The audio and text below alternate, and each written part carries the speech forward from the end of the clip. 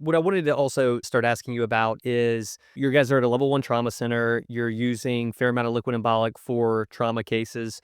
I'm interested to know, like in the setting of trauma or peripheral hemorrhage, why is liquid embolic now like the go-to embolic? Like what problems was it solving for you, or why was it a better embolic than coils, plugs, whatever? Well, I think it was about time and completeness of the embolization. I think we just felt like we were doing a better job for the patients. It's not, I don't want to suggest to anybody that coils aren't doing the job. I think they do. I think we have a lot, like we're very fortunate to have a really nice array of coils that we can put in these vessels. But there's still something about an actively bleeding vessel, right? We do that angiogram, we see it. The patient's vitals are soft and they're by definition coagulopathic at that point. It's nice to be able to take a patient. I don't need them to form clot. I can do this quickly. And even when I talk about injecting it as slow as I do, it's still faster than multiple coils and still packing that vessel better than multiple coils can do. So that's why we felt it was a switch we liked to make. And it was amazing how quickly it got adopted at our institution. One of the things that we learned very quickly is that you have to have it ready. So it's one thing to say that you want to use a liquid, but liquids require some prep work.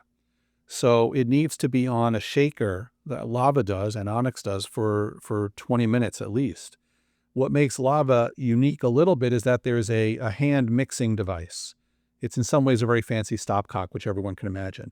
So you can put the lava on the shaker, on the vortex mixer for a minute, and then pass it back and forth through this stopcock or manifold about 16 times, and now it's ready to use. But the substitute for that is just having it shaking. So when we know we have an embolization case coming to our lab, our techs now understand that we start shaking lava. It's a routine for all of our cases.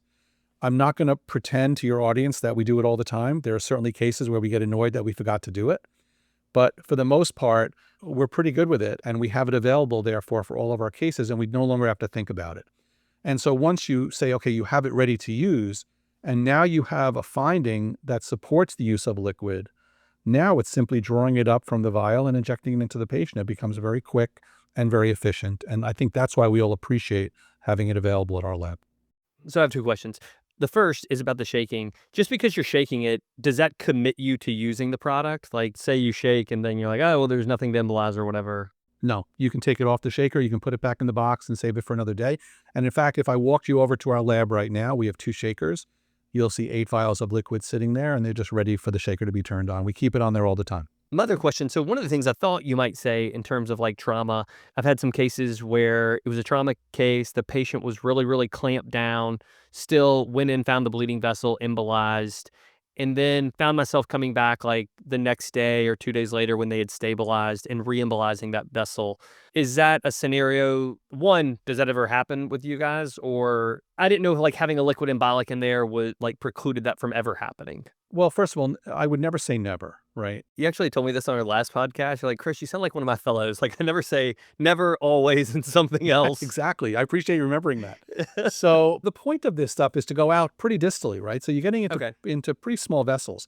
And the reality is, I think there's less of an issue with that. Now, I'm aware of a case or two that we've had where we have seen bleeding after we've used it. I'm not going to say it's perfect. And I think it's because of the exact scenario that you mentioned.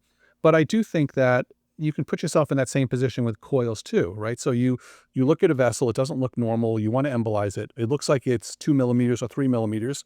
You're going to size your coils appropriately, and then things change with the patient. So I think there's always a risk of that happening, but it's a very unusual phenomenon with liquids. So you're filling that space, and I think that I would never say never, but it's rare. We have not seen it happen on a regular basis. How hard is it to see?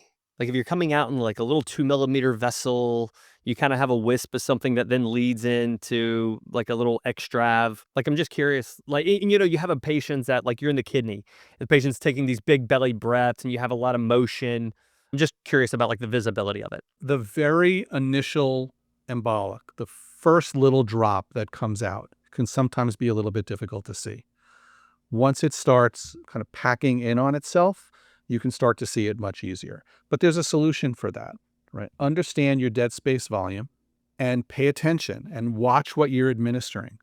So if your dead space volume is zero point 0.5 and you start to administer the lava in a 1 ml syringe, when you get to zero point 0.4, start looking and you'll catch it.